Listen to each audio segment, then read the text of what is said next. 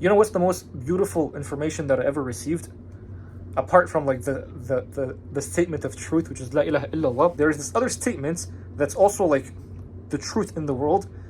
And once I heard that statement and I actually internalized it, it's almost like there's that hadith where it says, if you take away your attention from life, then life itself starts crawling to you, but that's only if you put your attention on the akhirah, which is the hereafter.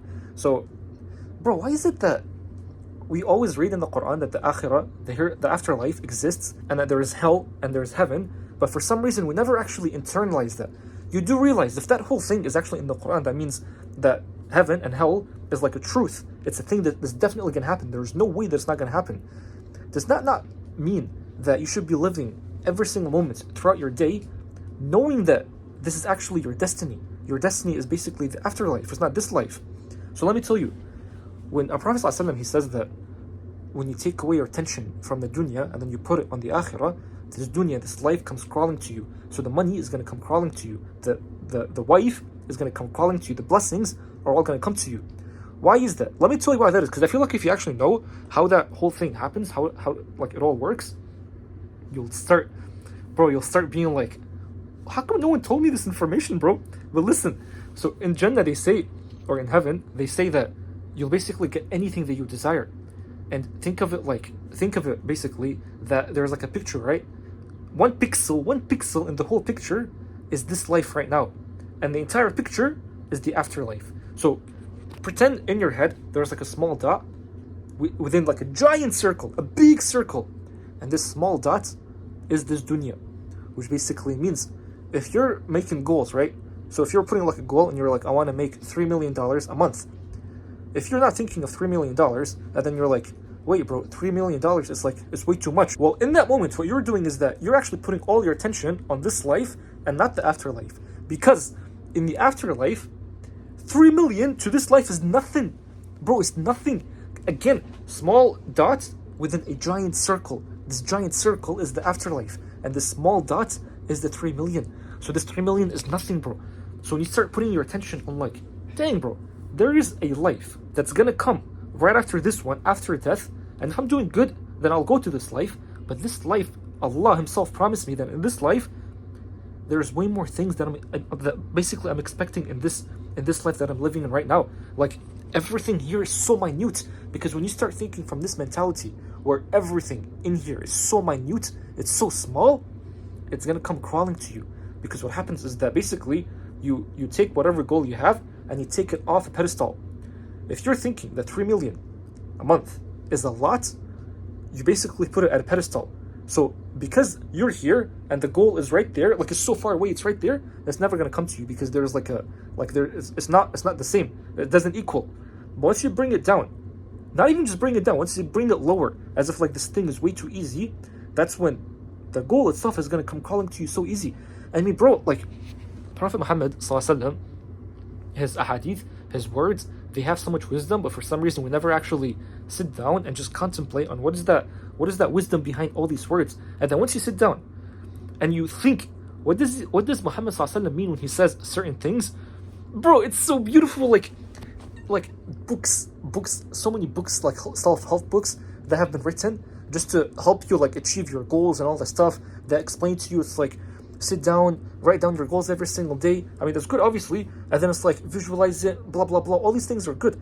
But they never tell you, it's like, listen, the truth in this life is that La ilaha illallah, and this God that's created you, He gave you a promise that this is not the life. There's an afterlife after this. And then once you put your attention on the afterlife, which is big, it's infinite, then this becomes so small.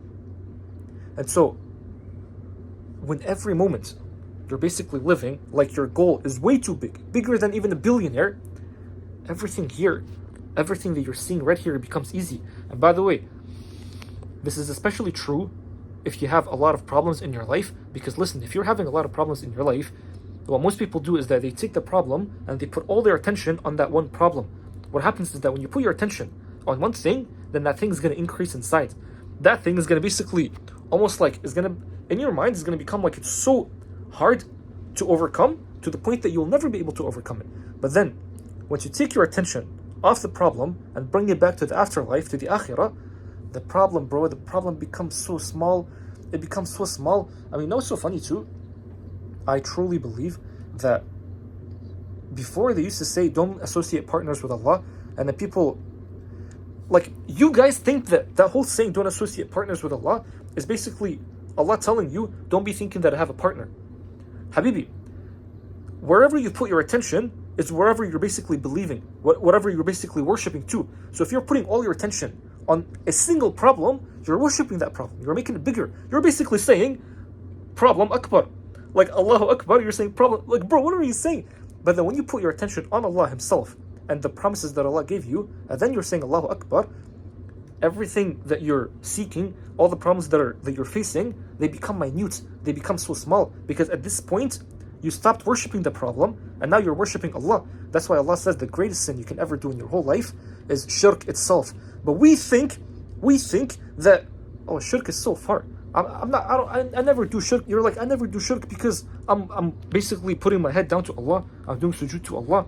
And then what's so funny is that you guys think that I'm the one that makes videos about shirky stuff because I say that the spirit of Allah is within you too. Habibi, 99% of the people in the world that are living right now, they're all doing shirk. And listen, this might be like a strong statement that I'm saying, but if you think about it, there is only a small amount of fears that every human has. One of those fears is the fear of poverty. You see, a lot of people, they're always broke because they have a fear of poverty. So when you're always thinking it's like you're always so scared of becoming like broke or becoming in poverty, you're putting all that attention on that one thing. As a result, that one thing gets bigger in your own life. But then, when you take away your attention from that small problem, poverty, death, like fearing someone that you love dying and all that stuff, when you take away your attention from all of those little fears that we have within us, and you put it back to Allah and His own promises, again, all of this becomes easy. And you'll notice that the saying is true that when people say, when you worship Allah, all your problems go away, that's exactly what it means. When you worship Allah the way Allah deserves to be worshipped every single moment, not throughout the day or every single week or every single hour. I'm saying every single moment, because the moment is all that exists. This present moment is all that exists.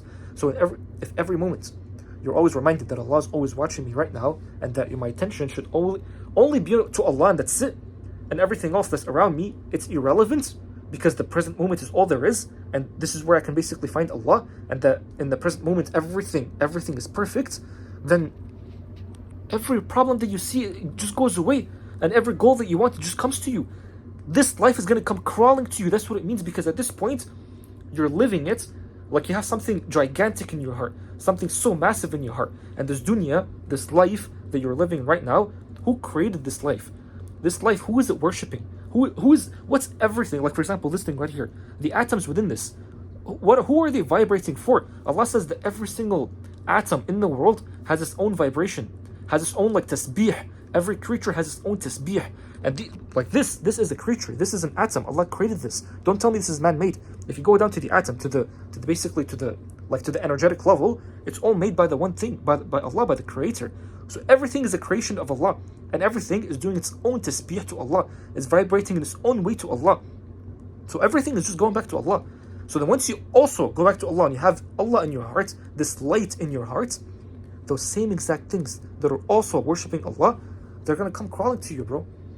It becomes that easy. I'm telling you that one time when I said that, when I was in Kaaba, and I was like, I literally feel this feeling when you beat the game and you get like 100% completion rate in the game, and now you're just living through the game like it's all just nothing, because that's what life is.